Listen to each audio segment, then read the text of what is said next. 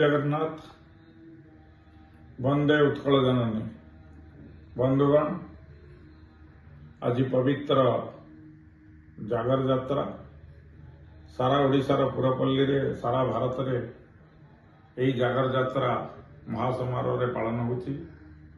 शिव पार्वती यही यात्रा केवल सभ्य नुहति सभ्य शाक्त एवं सनातन धर्मी समस्ते आज पालन करुचंती।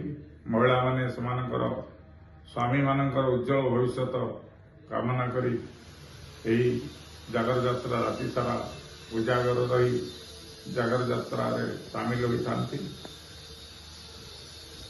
आज भुवनेश्वर लिंगराज क्षेत्र ठारू आरंभ करी पुरी लोकनाथ क्षेत्र एवं समस्त शिव क्षेत्र मानकरे काशी विश्वनाथ पाखे यही जागर यात्रा महासमारोह रे पालित होची। यही जागर यात्रा को मध्य शिवरात्रि बोली कहा जाई थाए। यह कुंभर आज शेष दिन जो कुंभ महाकुंभ प्रयागराज रे चली तार आज शेष बुड़ थिला। आज बहुत श्रद्धालु सेठारे बुड़ पकाई। बंधुगण आम मुख्यमंत्री मध्य 2 दिन तले जाई सेठारे बुड़ पकाई।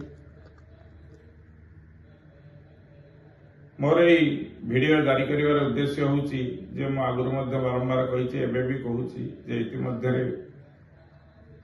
ओडिशा रे नूतन सरकार मोहन सरकारंकर प्राय 9 मास परिपूर्ण होगा गलानी।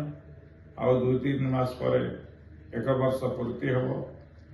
किंतु जो भाई भाव में आशा कर जाउथला से भली भाव में मोहन सरकार जनसाधारण को किछि सुविधा सुजोग दे पारना। केवल गोटे सुभद्रा योजना एवं 2-3टी उत्सव उत्कर्ष ओडिशा एवं भारत उत्सव छाड़ीदेले आउ से भली किछि आखिदृशिया कार्यक्रम सरकार हाथ में नहीं ना। गणमाध्यम कथा कहले चलित बजेट रे गणमाध्यम विषय मध्य किछि कथा कह जाए नहीं। सेमानकर पेंशन सेमानकर सुरक्षा से संपर्क में सरकार नूतन सरकार नीरव रही। इतिमध्य किड्स रे जो भाई कांड घटला एवं जो भाई भाव में जड़े नेपाली युवती आत्महत्या की हत्या घटना ता ठीक भाव में जना पड़ूना।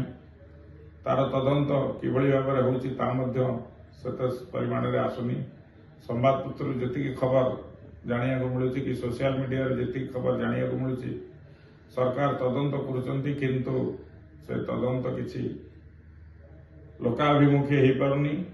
किसी दिन पर लोक भूलीजे कहीं ना आमर जनसाधारण बहुत कम घटना से मन रखती।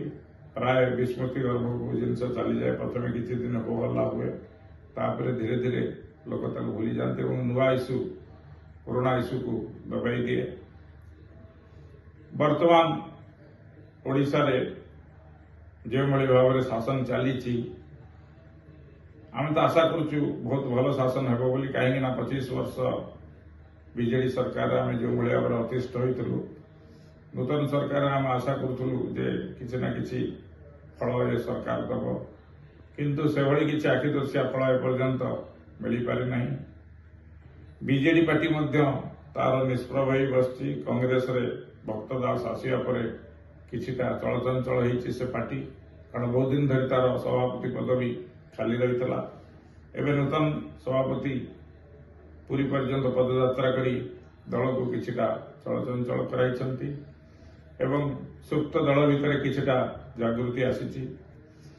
बीजेपी कथा न कहले भल एपर्यंत किए सभापति हम कौन हम ता फाइनालाइज हो पारे कारण केन्द्र स्तर में सभापति फाइनाल हो पारनी तेणु राज्य स्तर में सभापति केमी फाइनाल हम आगे तो केन्द्र स्तर में राज्य स्तर में सभापति फाइनाल हम से लोक एवं जनसाधारण अपेक्षा कर रही।